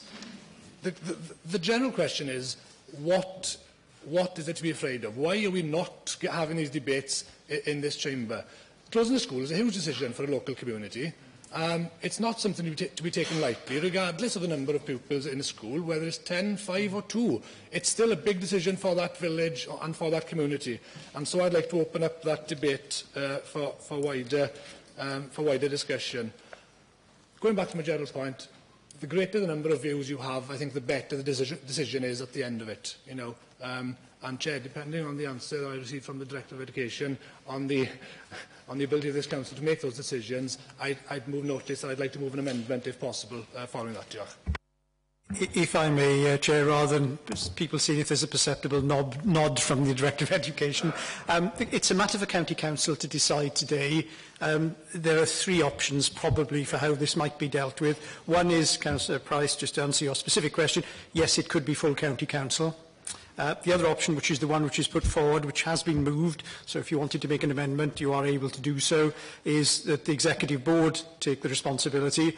And the third one, which has been mentioned, is that the County Council could decide to set up some sort of committee with a mixture of members and others. So I think those are the 3 options, essentially, that are available to County Council today.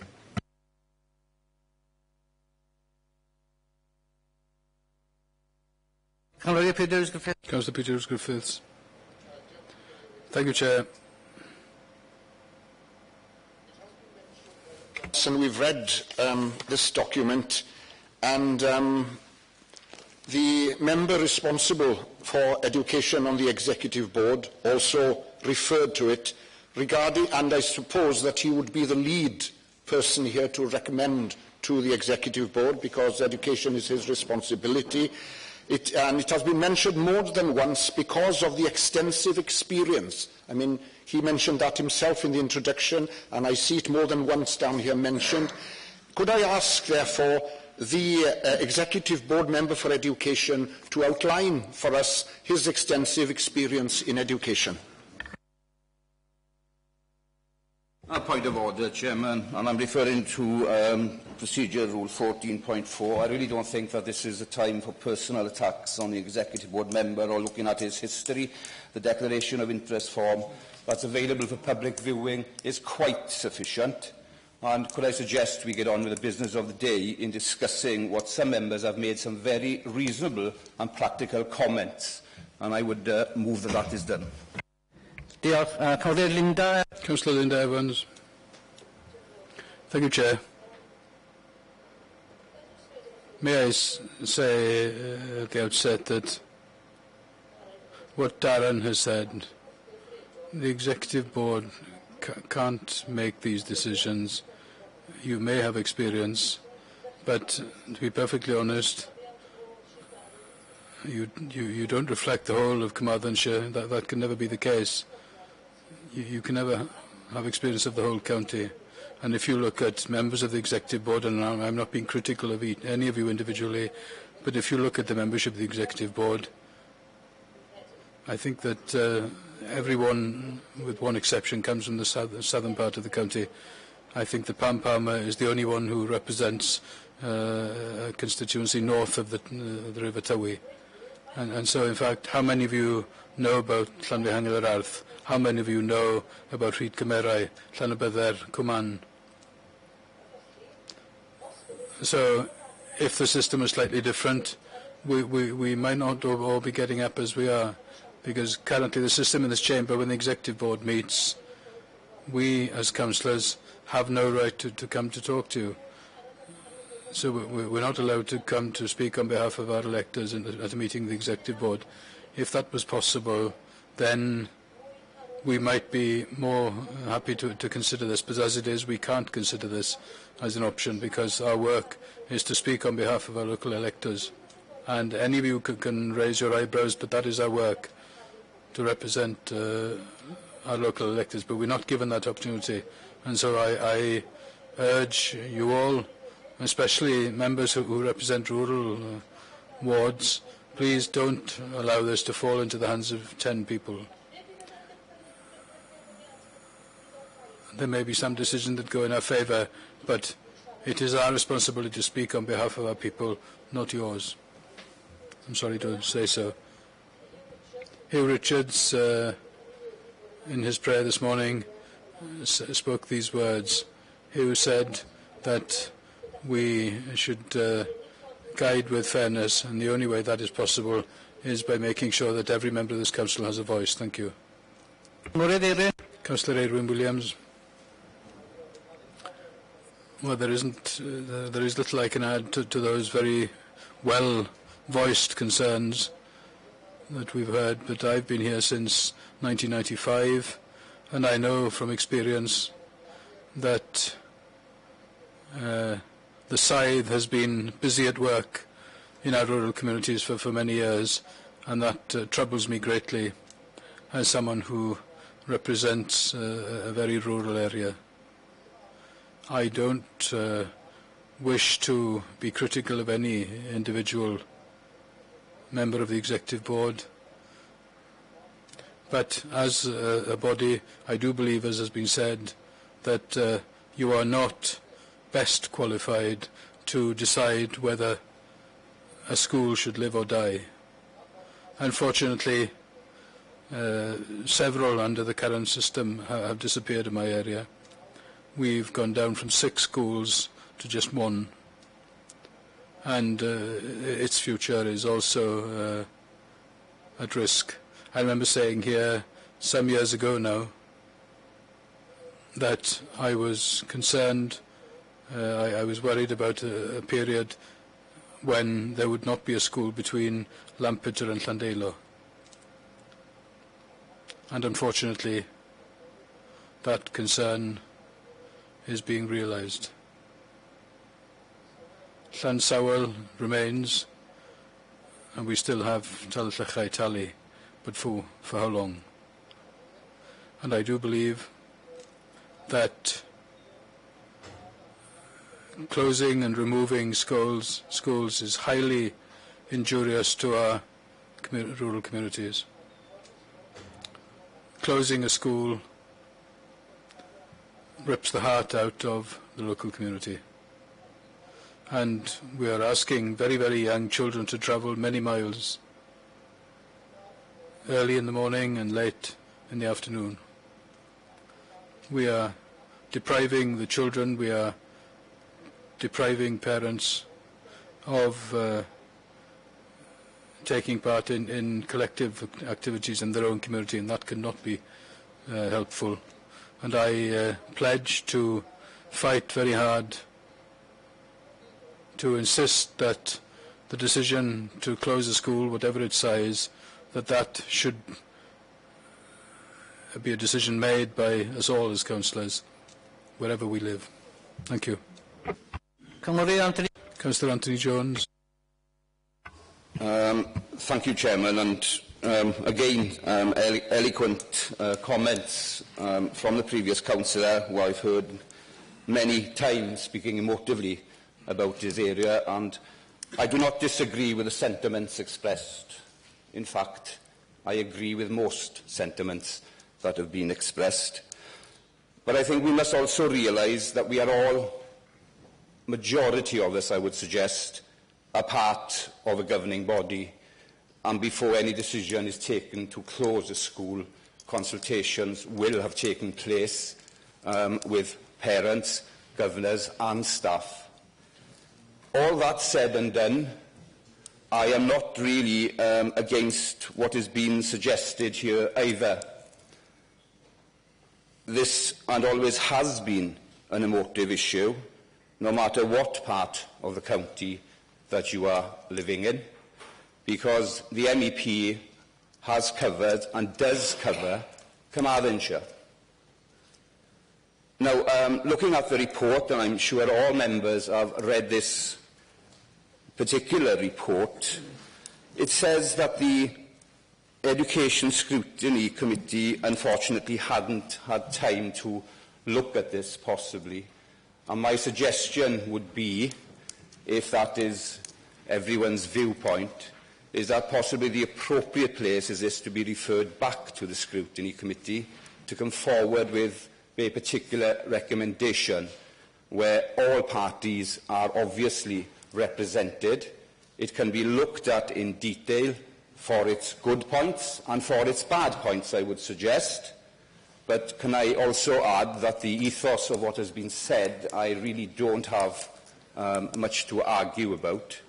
It is something that I think the whole council needs to take responsibility for, and sometimes not leave it on the onus or the shoulders of one individual. Now, I think we can all look back and remember where we did have an incident where a small school was going to be closed, and unfortunately it cost the taxpayer, and that's the citizens of Carmarthenshire, a lot of money going through a process which everyone knew what the outcome would be. So there is certainly merit in having a quicker process, but possibly what we've got here needs further deliberation, and I would move it may be best referred back to the Education Scrutiny for them to come back with further recommendations. I'd formally move that, Chair.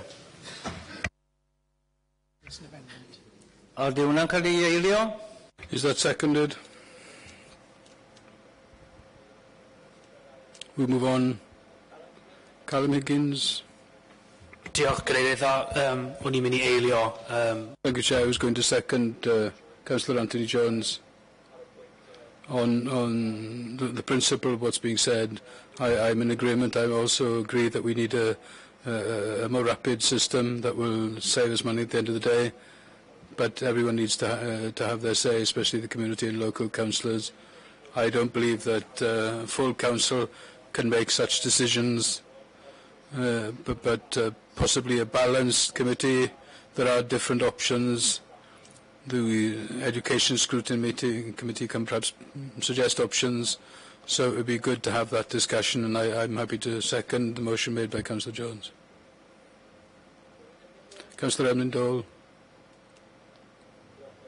Thank you, Chair. Just to agree with what's already been said from the middle here, but just to add also, by way of accuracy, to Anthony, according to this, and according to this interpretation of the Act, and I assume it is an interpretation. It says in point 7 in English, which applies to all other proposals, is waived in this circumstance, and our consultation must... You know, those consultations out of the window. What happens here is that there's a trigger. Once in January, if there were less than 10, then it says there should be subject to immediate closure proposal.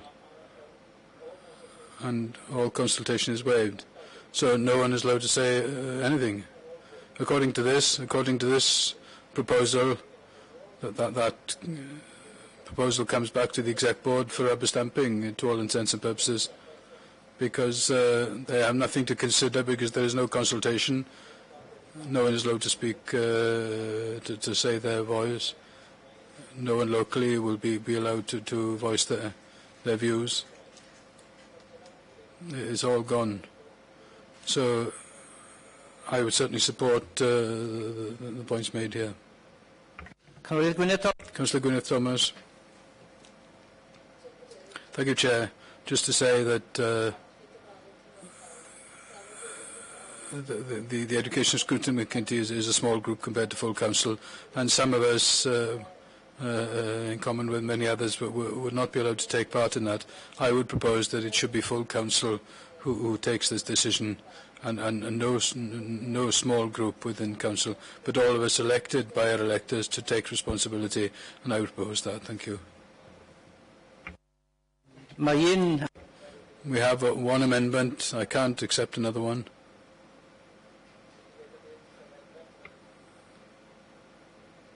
Okay, we'll put that before everyone then. Are there more speakers? Councillor Kevin Madge. Yeah, I know none of these decisions are easy, and let's go back on history of this council when we debated closing small schools. There are a lot of people in this chamber have vigorously opposed schools to close when they've been down to the numbers below 10, 15, and we've had a lot of members in this council who have actually voted against those closures. We know from Anthony reminded us when we had that small school when the minister said, call this council bonkers, but at that time it was the minister's policies that we were carrying out. And we've had to do that for a number of years. Now I hear members here saying, financially the times are hard and there's no money to be had. That is the stark reality.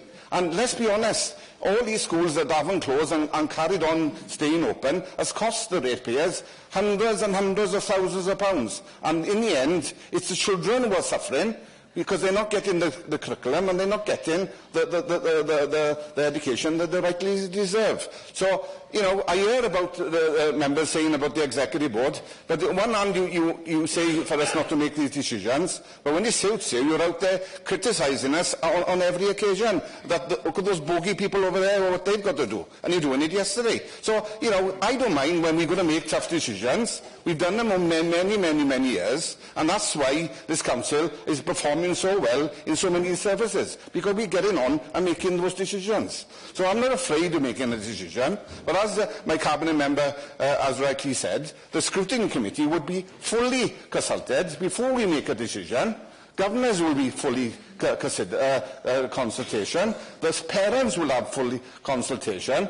But the problem that members need to understand is that we go months after months, and the delaying tactics of some of the opposition members over the years has actually, delayed any decisions we made.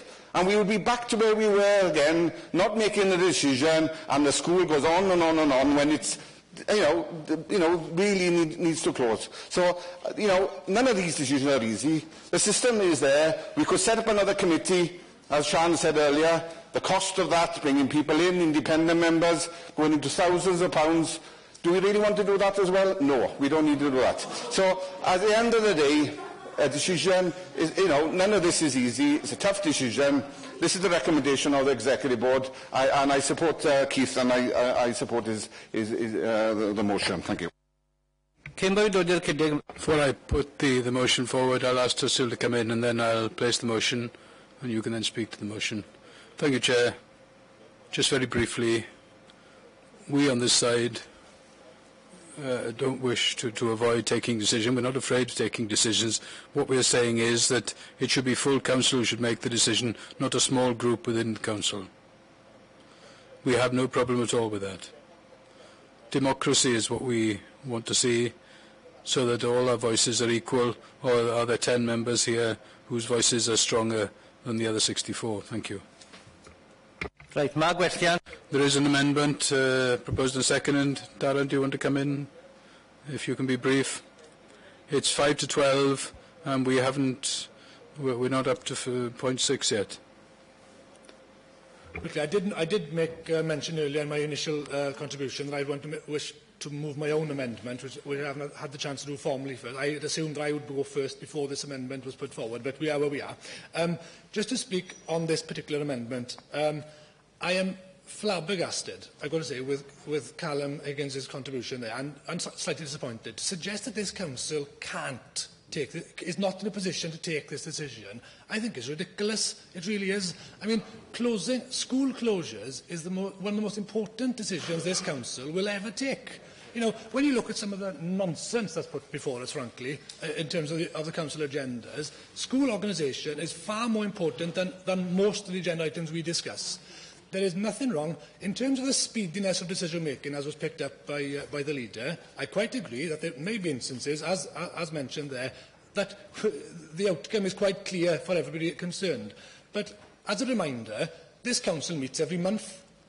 There's nothing stopping the officers from bringing a report to the next council meeting recommending closure of a school anywhere in this county if these proposals are adopted.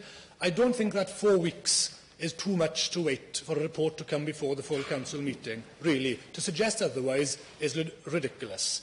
So, I mean, in terms of the amendment, I would plead, and I say that, plead with members to withdraw it. The decision in front of us is very simple. There's only 2 recommendations. Where does the decision lie? Is it with the exec board or council? I'm sure we've got opinions on that now. We can vote one way or the other. And the second element with regards to the 10 pupils, as has been spoken already. It's not rocket science. What are the scrutiny committee going to discuss? It's going to be a vote one way or the other on 2 issues and send it back to council. A complete waste of time and red tape and bureaucracy. It's straightforward, and I would plead with members again to withdraw the amendment so I can put my amendment forward and have closure on this debate and move forward. Diolch. You've heard what's been said before we put it to a vote. Councillor Price has said, I would suggest I'm not prepared to remove the amendment, and I'll give the reasons for that. Very often we can make different decisions within the chamber, and then we don't understand really the consequences of those decisions. The reason I'd referred it back to scrutiny was so that officers will have time to prepare the report that will justify whatever action the education scrutiny would require to take, recommend that back to the executive board and then back into full chamber for ratification. Then they would have had a clear and concise report and make an informed decision. It is quite sometimes too easy and simplistic to put an amendment forward and then a week down the line we think, did we do the right thing? I'm just giving us some breathing space so the education people and scrutiny committee could actually look at this in full, come to an informed decision and bring it back.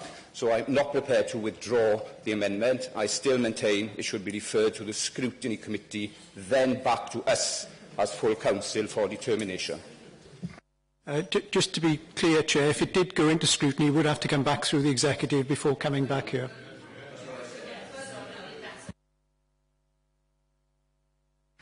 Right.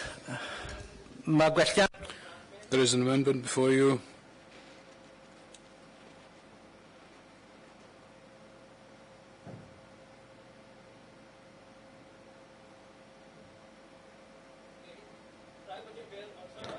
You have to be brief, but I can't have any of this backwards and forwards. Thank you, Chair. The point I made, I was supporting what Councillor Glennog Davis said. He mentioned the Appeals Committee could have a role. I thought the Education Committee could look at the whole options, whether it should be full council or maybe the Appeal Committee, as Councillor Glennog Davis had suggested, Councillor Price, and all the options could be considered. I just thought we could look at it cross-party in the Scrutiny Committee, and that's why I seconded it. Right.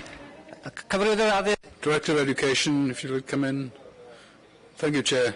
One point, if I may, there is no scope for the Appeals Committee to take on any decision-making responsibility in this regard. The Appeals Committee, which deals with admissions, is set up specifically under legislation with a specific purpose in mind. So I'm afraid that is not an option available to the County Council.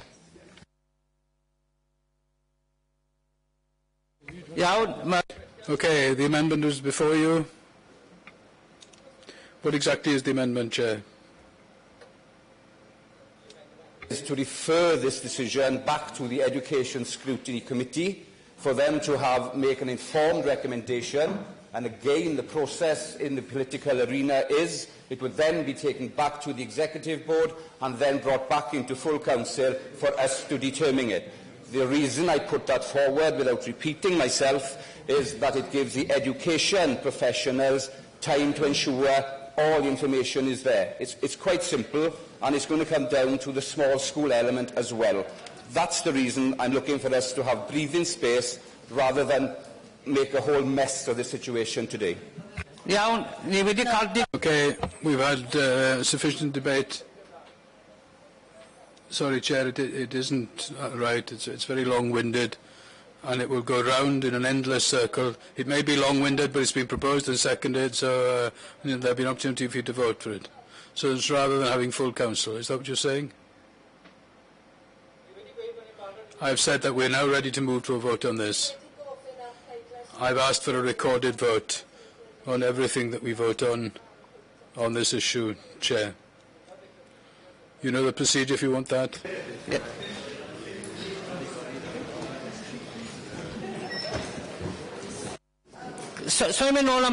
I'm not going backwards and forwards. An amendment has been placed. I wish to withdraw the motion and refer it back to scrutiny. Well, the amendment does that in any case. Okay, that simply confirms that we're withdrawing the motion and that it goes to scrutiny. Okay, we're ready to vote. It's 12:05. We're going backwards and forwards. We have to make the decision one way or another on this.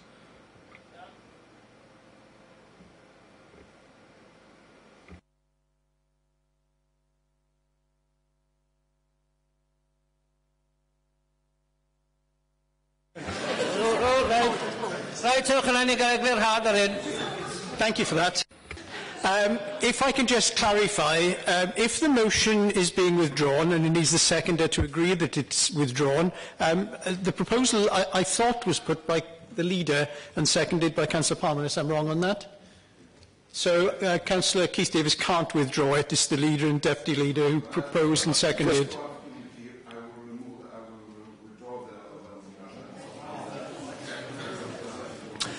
To go to scrutiny and back to executive board, and then we'll be back here again. But well, just to be clear, because you may or may not get what you wish, if you're withdrawing the original motion, then the amendment becomes the original motion, in which case it can be amended, which I believe Councillor Dallin Price has been indicating he wishes to put down an amendment. So at the moment, all you have in front of you is a proposal to refer the matter back to scrutiny. It then goes from scrutiny back to the executive, and the executive would come back here with their recommendation. That is the proposal which is being put forward. Right. Price, Chairman. No surprises here, Chair. I wish to move my amendment, which basically reads exactly as we have on the page here. We delete the second paragraph in its entirety. So the motion then, the amended motion would read, Council notes the new responsibilities for determining school organisation proposals and resolves that school organisation proposals should be determined by full Council. Full stop. Second that. Okay, been proposed and seconded.